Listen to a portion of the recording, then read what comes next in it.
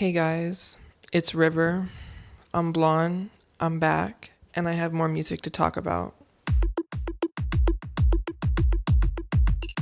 Now, these didn't necessarily come out recently. This is more just what I'm into currently. I'm thinking of calling this series Rivers Currents. What do we think? Let's get started with Florence and the Machine. So, in case you don't know, Florence is an iconic British indie rock musician. A couple months ago, I got in my mail the anniversary vinyl for her 2015 album, How Big, How Blue, How Beautiful. It's on this beautiful ocean blue vinyl. My only gripe with it is that it should have been the deluxe version. It's kind of weird to me that it's not. You would think for like a special anniversary edition, they would do the deluxe with the added songs. But visually, for the album cover, I think the photo is just beautiful. It's got that haunting look in her eyes, the kind you'd maybe see in like a painting that just grabs your attention for a reason you can't describe. It was shot by the photographer Tom Beard, who's actually shot her earlier album covers as well, Lungs and Ceremonials. And in my research for this video, I actually found out that this image is from the test shoot and that there was actually an additional shoot planned, but they ended up going with this photo instead. If you look through the photos from the rest of the shoot, you can see that it was originally planned to be blue, which I always thought was interesting that they made a blue album cover gray. For how the album sounds, I think the whole album is pretty solid. I think my favorite track would be Queen of Peace. The instrumentation, the brass, the full sound, I really just feel like it supports her voice really well. Other favorites would be St. Jude and Witch Witch, which is actually one of the bonus tracks that's not on the vinyl. That track in particular, the power of her voice, it almost sounds like the war cries of a witch goddess. Coincidentally, there's this Celtic witch goddess named the Morrigan, who's associated with destiny, prophecy, and battle, who I think honestly has some parallels with Florence, at least her persona. Now, up until now, I hadn't actually seen the visual album. It's called The Odyssey. It was directed by Vincent Haycock. It's free on YouTube. That's how I watched it. I vaguely remember clips of this back on Tumblr. My favorite sequence would be Queen of Peace. There's even some spoken word at the end that's exclusive to the video. To give yourself over to another body, that's all you want, really. To be out of your own and consumed by another. To swim inside the skin of your lover. Not to have to breathe, not to have to think. But you can't live on love. Salt water's no drink. She ate with that. She ate with that. Just beautifully shot with such captivating choreography. There's themes of inner demons and a turbulent relationship that she knows she has to leave. On a similar note, up next is Lola Young. So Lola is a British singer-songwriter from South London. I think she's extremely talented. Last year she put out this album called This Wasn't Meant for You Anyway. I was obsessed with this earlier in the year. And then just a couple months ago, she put out another album. And so now they're both kind of in the rotation. For this one, though, I absolutely love the album cover. I mean, just look at that. It's so striking. It's so bold. It was shot by the photographer Sophie Jones. I actually found these process images of it being made as well. The face against the glass concept is not new, but I think this might be the best version of it I've seen, almost as if she's pressed up against the plastic of the packaging. I also love this bold red typography. I think it really adds to the cover, and it carries over into the rest of the album's packaging done by Alex Joseph. I think overall, the art direction is just excellent. I would say most of this album is fueled by rage, youth, and honesty. I think my favorite tracks would be Wish You Were Dead and Walk On By. I think my favorite tracks from her in general are the ones that have almost like more of a pop rock sound. Additionally, everybody's already heard this song by now, but I specifically think this stripped version of Messy might be my favorite. I think it really captures her live sound well, and she sounds so good live. I went to see her earlier in the year. She has such a strong voice with like hints of Amy and Adele. There's just maybe something going on in that British water. They be pumping out powerful vocalist. She's just that good. And then she dropped another album, I'm Only Effing Myself. And it's primarily about her unhealthy coping mechanisms and self-destructive behaviors. I read that she wrote this primarily during her sudden rise to success. I think this whole album has a more raw sound, which suits her well. A standout track to me would be Spiders, which I heard at the April show earlier this year, and I've been waiting for it to come out ever since. It's just amazing. I love the raw emotion that she has in her voice. You can see it in this clip of her performing this same song on Jimmy Fallon. Two other standouts to me would be Post-Sex Clarity and Can We Ignore It? The latter has a heavy rock sound that I just love with her voice. Visually, I absolutely love the blow-up doll concept. I think it was executed perfectly. These photos were shot by the photographer Connor Cunningham. I do, however, think I like the alternative covers more than the main one. This one in particular with the lone deflated doll, I think just visually communicates more story to me than simply holding it and is more focused conceptually. This one too, where she's actually in the bed with the doll, again shows the story I think a little bit better. All of the vinyls share this genius detail of the center sticker of the vinyl being the blowhole of the blow-up doll itself. Awesome art direction. They even carried it over into the tour poster for this year. Unfortunately, she recently announced that she is stepping away for a while and had to cancel all her upcoming performances, and I 100% support her in taking the time she needs to deal with what she needs to deal with. Up next is Turnstile again. So Turnstile is my fave hardcore punk band. I covered them in my last video, so if you haven't seen that one yet, you should go watch it after this one. But of course, right after I filmed that video, they dropped their Tiny Desk concert, and this is basically like a hardcore jazz set with the added sax and trumpet. I really liked the different spin on the songs. I think it was a really creative way to do a stripped back version of punk music. Additionally, during the song Birds, they did the now legendary desk dive. They are the first people to ever attempt stage diving in the Tiny Desk room. Innovation. I basically pre-gamed the tour with this, and by that I mean the Never Enough tour. This was like a mini festival. It was in Exposition Park. I went with my friend Ashley. They had 3 openers. My favorite one was probably Amel and the Sniffers. I loved her energy. The tour poster looks good. I wish they were actually selling this version at the show. They sounded absolutely incredible live. I was blown away. My favorite tracks were TLC, Turnstile, Love Connection, and Blackout. I think Daniel Fang is an absolutely incredible drummer. Brendan has such good stage presence. I love his little jumps that he does sometimes. The energy of the crowd was just infectious and amazing. To quote their song, No Surprise, you really got to see it live to get it. Go get that ticket.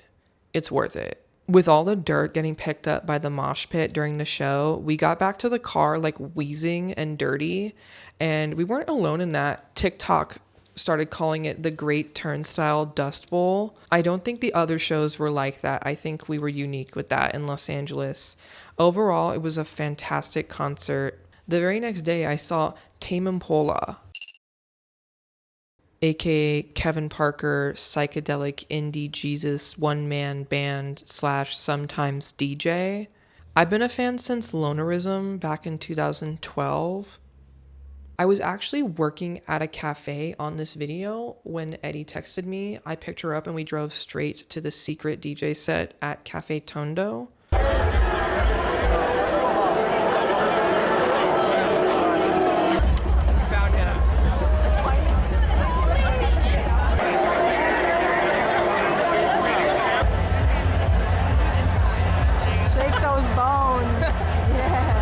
Things like this make living in LA fun. I do think there were too many people talking over the set, though. It was kind of hard to hear from where we were. What I heard, I liked. But in my opinion, he should have been playing from the roof of the cafe.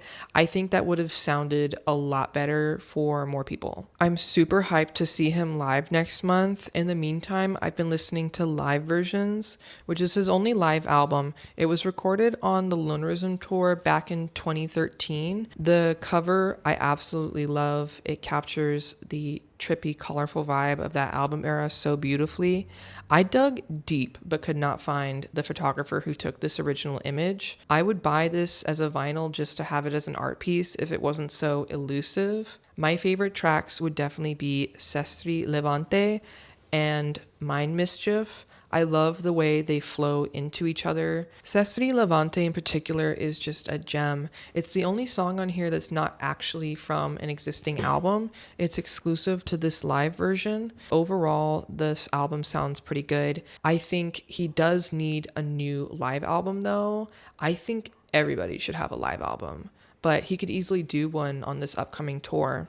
Speaking of live performances, he just dropped this fully acoustic Tiny Desk concert the same day as the new album, and I've had it on repeat. 5 guitars and a single ukulele, with one of the guitars being used by the drummer as like a pair of bongos.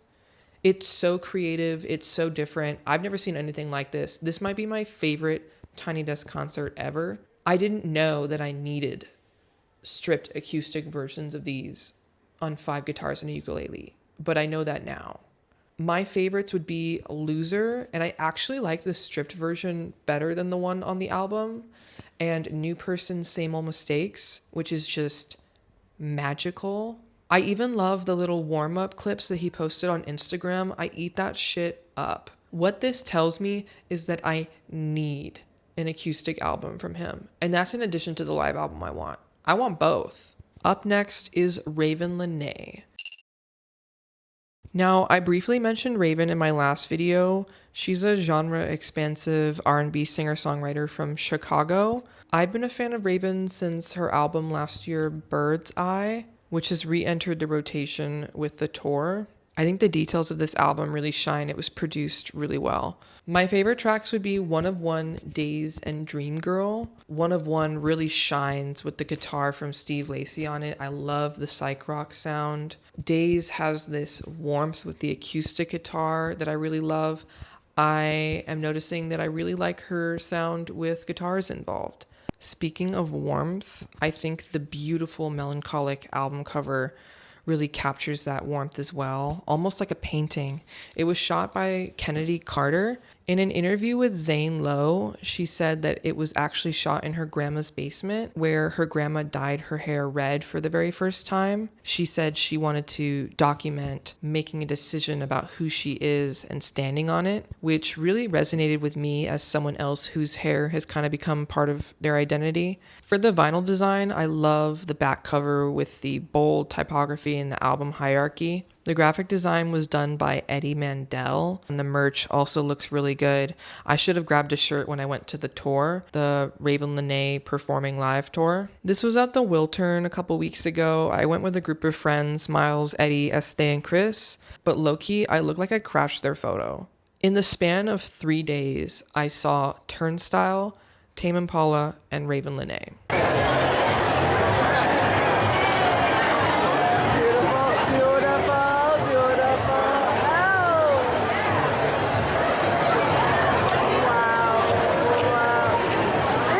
This show in particular was such a fun night. Her look was so beautiful and she sounded angelic. My favorites live were One of One and One Wish with Childish Gambino, who she brought out during the song, which was really cool.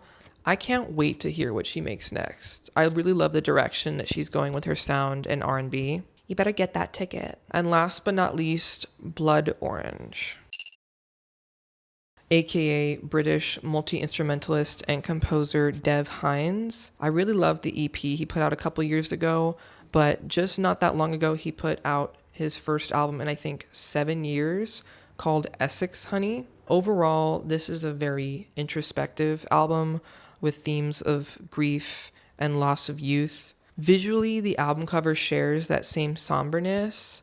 It was shot by the photographer Johnny Pitts from his book Home is Not a Place, in which he was documenting Black communities in Britain. I read that they even tracked down the original subject of this photo and paid for his college tuition, which I think is kind of cool. I think my favorite tracks would be Look at You. I love this intro so much. Most of the songs on this album kind of changed 2/3 of the way through, with this one having spoken word at the end. I also really liked The Train featuring Caroline Polachek. I love how this one sounds while driving. Another one I love is Scared of It featuring Brendan Yates of Turnstile. Overall, I kind of view this album as almost like overcast weather music. You gotta be maybe in a certain mood for some of it. Like, this is what you listen to on like a melancholic journey back to your hometown where things have changed, but there's still like a feeling of nostalgia for what was. He's composed movie scores as well, and like it shows with the accents of the string instruments throughout the album that just add these really beautiful flourishes. And it even carries over into the tour, the Essex Honey Tour. This was at the Shrine Expo Hall. I went with my friends Miles and Eddie. It was a couple weeks ago. I really liked the poster, actually. I wish they had sold this at the show. It uses some of the photos taken as, I think, a promo shoot by the photographer Venka Peterson. For the unfamiliar, the Shrine Expo Hall is a circular platform in the middle of a big room, kind of like a school gymnasium with questionable acoustics. I think this should have been in an actual theater with a stage. I think this venue was not the right fit, which is really weird to me because the Shrine has a theater in the exact same building. It's the one where I saw Ethel Cain. It looks like the rest of the tour is like in theaters, I think. I don't know. We just probably got the short end of the stick. It was still a beautiful show, and I'm glad I went. I think my favorite songs were Jesus Freak Lighter and The Train, for which it was just him and the acoustic guitar. Also, his cello solos throughout the show were really nice. He would do so well with an orchestra. I'd love to see that at somewhere like the Hollywood Bowl. I think that he would really shine. All right, guys, to wrap it up, these have been my music obsessions for the past month. I hope you found something new to listen to, or again, just found it interesting to hear me yap about my hyperfixations. I've linked the Spotify down below and updated it with new music. If there's something you think I should listen to, leave a comment. Maybe I will. Maybe I will. Until the next video. Later.